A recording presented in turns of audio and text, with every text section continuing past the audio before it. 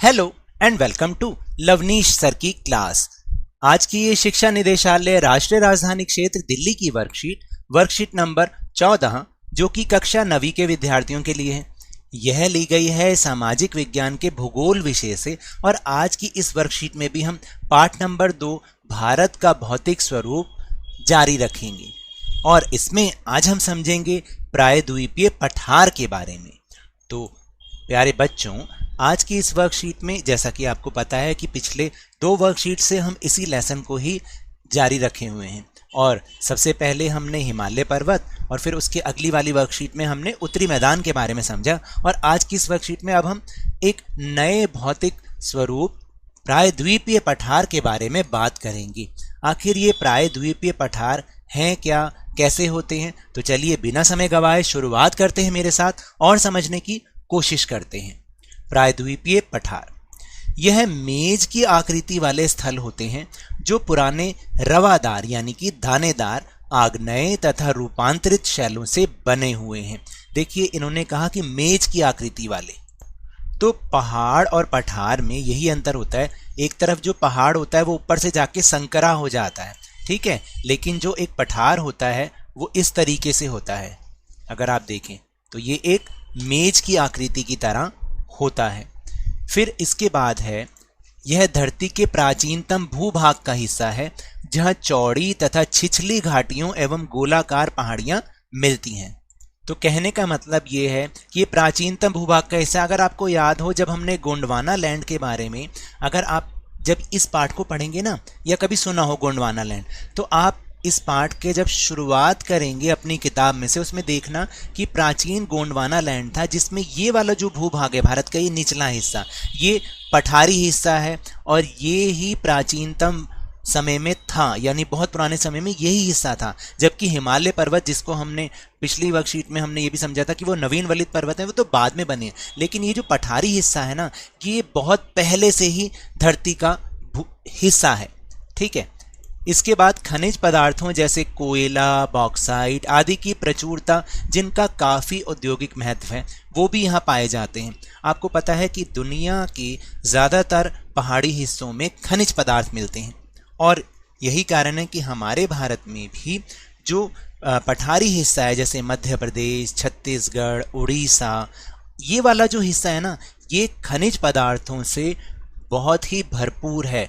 यहाँ पर लोहा, कोयला, बॉक्साइट ऐसी चीज़ें मिलती हैं जिनका औद्योगिक रूप से बहुत ज़्यादा महत्व है।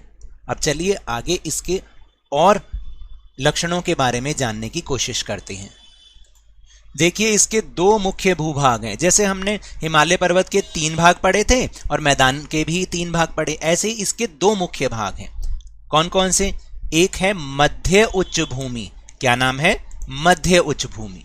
अब ये जो मध्य उच्च भूमि वाला भाग है, ये नर्मदा नदी के उत्तर में स्थित है। नर्मदा नदी कहाँ बहती है? मध्य प्रदेश में अमरकंटक से निकलती है और जो उसका ऊपरी भाग है, यानी मध्य प्रदेश का जो ऊपर वाला पार्ट है, ये सारा का सारा जो मध्य उच्च भूमि है, ये वहाँ पर है। अधिकांश भाग मालवा के पठार पर फैला हुआ है।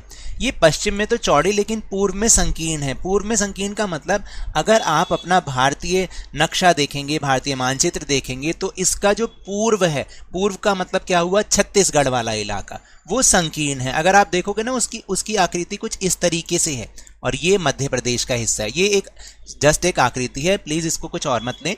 ये मध्य प्रदेश वाला हिस्सा और अगर आप नीचे देखेंगे ना, तो ये उसका छत्तीसगढ़ वाला हिस्सा है। तो इसने बोला कि ये पूर्व में थोड़ा संकरा है। संकरा का मतलब कम चौड़ा है। फिर इसके बाद है पूर्वी विस्तार को स्थानीय रूप से बुंदेलखंड तथा बघेलखंड के नाम से जाना जाता है, जो आगे बढ़कर छोटा नागपुर का पठार दर्शाता है। ये जो कुछ पॉइंट्स है ना, आप इसको नोट्स बना लें और इसको अच्छे से समझिएगा, क्योंकि नोट से आपको पढ़ने में बहुत फायदा होगा। और फिर मध्य उच्च भूमि का एक और लक्षण, इस क्षेत्र में बहने वाली नदियां कौन कौन सी हैं? चंबल, बेतवा, केन, दामोदर आदि। तो ये हुआ मध्य उच्च भूमि के बारे में बातें। क्योंकि पेपर में आपको कैसा आएगा, पेपर में प्रश्न आता है भाई मध्य उच्च भूमि के 3 लक्षण लिखें या 3 विशेषताएं बताइए, तो आप 5 में से कोई 3 तो कर ही सकते हैं। फिर इसके बाद जो इस पठार का दूसरा भाग है, उसको हम कहते हैं दक्कन का पठार। क्या कहते हैं? दक्कन का पठार। दक्कन का पठार पश्चिम में ऊंचा और पूर्व की ओर कम ढाल वाला है। यहाँ पाई जाने वाली जो काली मिट्टी है ना, इसे हम दक्कन ट्रैप कहते हैं। क्या कहते हैं? दक्कन ट्रैप। ये इनके नाम से जाना जाता है। ज्वालामुखी निक्षेप से बना है, यानी ये जो पठार बना है, यहाँ जो काली मिट्टी पाई जाती है, ये ज्वालामुखी से निकली हुई जो चट्टानें हैं, फिर वो टूटकर अवसाद बन गई और काली मिट्टी के रूप में आ गई, इसलिए इसको हम दक्कन ट्रैप कहते हैं। और ये जो काली मिट्टी है, ये कपास की खेती के लिए बहुत ही उपयुक्त है। इसीलिए आपको पता हो कि गुजरात और महाराष्ट्र में काली मिट्टी पाई जाती है और सबसे ज़्यादा कपास की खेती भी यहीं होती है। कपास से सूत बनता है और सूती कपड़े बनते हैं। तो जो सूती कपड़ों की फैक्ट्री है ना, वो भी महाराष्ट्र और गुजरात में ही है। देखा, एक चीज से हमारे कितने प्रश्नों का उत्तर मिल गया। फिर तीसरा पॉइंट है कि नर्मदा नदी के दक्षिण में स्थित त्रिभुजाकार आकृति, जिसका आधार उत्तर की ओर सतपुड़ा की श्रेणी और पश्चिमी सिरे पर पूर्वी घाट तथा पूर्वी सिरे हैं और पश्चिमी घाट स्थित हैं। यानी अब देखो, ये जो दक्कन का पठार है, ये क्या हो रहा है, नर्मदा नदी के दक्षिण में ये इस तरीके का हो जाता है, वी आकार का, त्रिभुजाकार का हो जाता है। और क्या है, इसके दो सिरे बन जाते हैं। ये वाला तो है पश्चिमी घाट, मैं लिख के आपको बताऊं तो देखो, ये वाला हिस्सा हो जाता है पश्चिमी घाट और ये हिस्सा होता है पूर्वी घाट। तो पश्चिमी घाट के पास पश्चिमी तट और पूर्वी घाट के पास पूर्वी तट। फिर इसके बाद है पूर्वी घाट। पूर्वी घाट के बारे में अब हम समझेंगे। यहाँ की जो औसत ऊंचाई है ना, वो 600 मीटर विस्तार है और यह महानदी घाटी से दक्षिण में नीलगिरी तक है। यानी महानदी का मतलब क्या हो गया, उड़ीसा, और उड़ीसा से लेकर ये तमिलनाडु तक है। नीलगिरी की पहाड़ियाँ उड़ीसा से तमिलनाडु तक। फिर इसके बाद है, तो मैंने अभी आपको बताया, यहाँ है उड़ीसा। उड़ीसा से लेकर ये जो पूर्वी घाट है, ये तमिलनाडु तक फैला हुआ है। जो मैंने अभी आपको नाम लिया ना कि यह महानदी से और नीलगिरी तक है, तो ये इसका मतलब उड़ीसा से तमिलनाडु तक है। बंगाल की खाड़ी में गिरने वाली नदियां, यानी यहाँ जो नदियां बहती हैं वो सारी की सारी बंगाल की खाड़ी में गिरती हैं और यहीं पर ही बंगाल की खाड़ी है। वहाँ उसमें जो गिरती हैं वो है गोदावरी, कृष्णा, कावेरी और महानदी। इनके कटाव के कारण इसका विस्तार ना अनियमित है, यानी इर्रेगुलर है। कहीं ऊंची पहाड़ियां हैं, कहीं नीची पहाड़ियां हैं। ये नदियां बंगाल की खाड़ी में गिरने से पहले उपजाऊ डेल्टा भी बनाती हैं। यहाँ का जो सर्वोच्च शिखर है वो है महेंद्रगिरी। पूर्वी घाट का सबसे जो ऊंचा शिखर, उसका नाम है महेंद्रगिरी, जो कि 1501 मीटर ऊंचा है। और सबसे महत्वपूर्ण पर्यटन स्थल जो कि पूर्वी घाट में, उसका नाम है उंग मंडलम। क्या नाम है? उंग मंडलम। ठीक है, अब हम करते हैं पश्चिमी घाट के बारे में जानकारी। तो मैंने जैसे बताया था, अरब सागर इधर है और इधर ही की तरफ का जो हिस्सा है वो कहलाता है पश्चिमी घाट। पूर्वी घाट की अपेक्षा यहाँ पर जो पहाड़ियां हैं ना, शिखर हैं, वो ऊंचे हैं और सतत हैं, यानी एक जैसे हैं और ऊंचे हैं। औसत ऊंचाई इनकी क्या है? 900 मीटर से 1600 मीटर, यानी 1600 मीटर। अब पश्चिमी घाट की तरफ जो नदियां, ज़्यादातर बहुत कम नदियां हैं, जिसमें मेन जो नदियां हैं वो नर्मदा और तापी हैं, शरावती, ये सारी क्या होती हैं? अरब सागर में गिरती हैं और गिरने से पहले एस्चुरी बनाती हैं। ठीक है, डेल्टा तो आपको पता है, डेल्टा इसको कहते हैं, त्रिभुज। ठीक, और जो एस्चुरी होती हैं वो सिर्फ वो जो है गिरने से पहले वो एस्चुरी बनाती हैं। फिर शरावती नदी पर भारत का सबसे ऊंचा जलप्रपात जोग जलप्रपात स्थित है।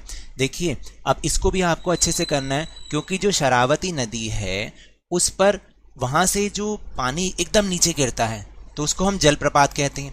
और यहाँ पर जो जोग जलप्रपात है वो भारत का सबसे ऊंचा जलप्रपात, जल यानी पानी, प्रपात मतलब नीचे गिरना।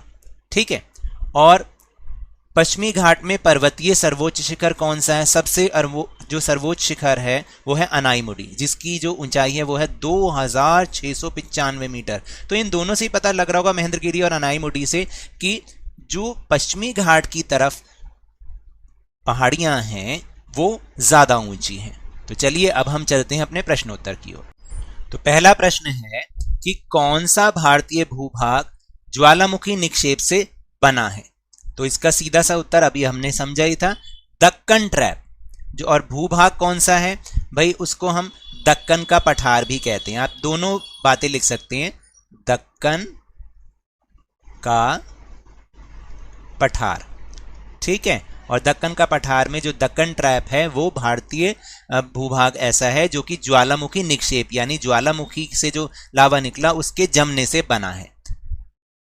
फिर दूसरा प्रश्न है कि मध्य उच्च भूमि में बहने वाली किन्हीं दो नदियों का नाम। तो यहां पर तो 4 नदियां हैं, आप कोई भी 2 लिखिए, मैंने 2 लिखी हैं, चंबल और बेतवा।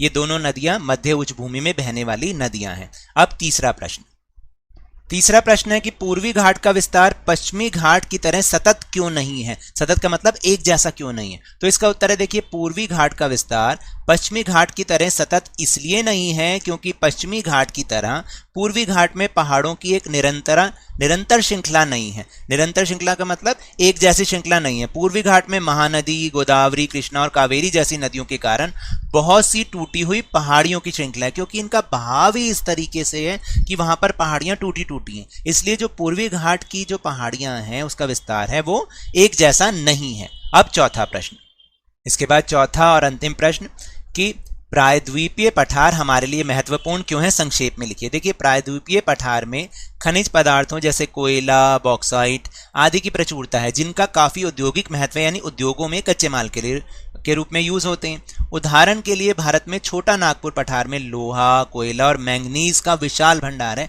इसलिए यह हमारे लिए बहुत महत्वपूर्ण है। तो ये तो थी आज की वर्कशीट। अगर मेरे इस तरह समझाने से अब आपको समझ में आने लगा है ना, तो इस चैनल और वीडियो को लाइक कीजिए, शेयर कीजिए और सब्सक्राइब भी कीजिए, और जल्दी से जल्दी आप अपने इस चैनल को 50K यानी कि 50,000 तक पहुंचा दीजिए। लेकिन याद रखिएगा, घर से बाहर निकलते समय मास्क जरूर लगाना है, क्योंकि कोरोना अभी भी फैल रहा है। और जब भी आपकी बारी आए, कोरोना का टीकाकरण अवश्य कराएं, क्योंकि कोरोना को हराना है और जिंदगी को एक बार फिर से सुहाना बनाना है।